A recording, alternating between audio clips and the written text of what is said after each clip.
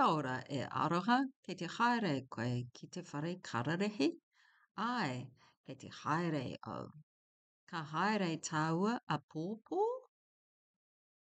Ai, ka pai.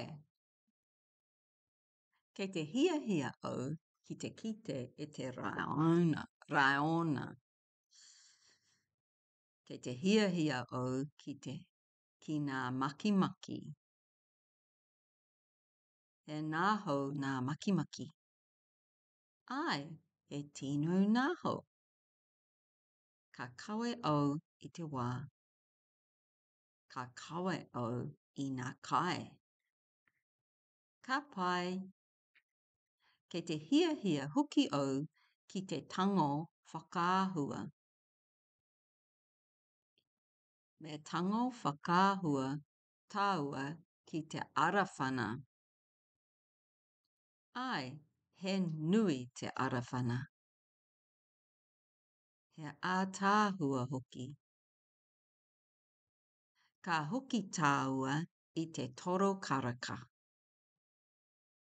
Ai, kia pai te rā. Ka rawe te whare kararehe. Ai, ka kite tātou i ngā kararehe katoa. Tino pai. Whare kararehe. Kai. Whakaahua.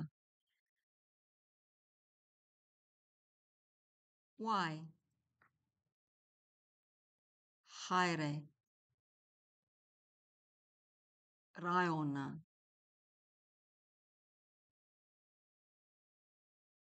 Maki maki. Arawhana. Horo karaka. Tino pai.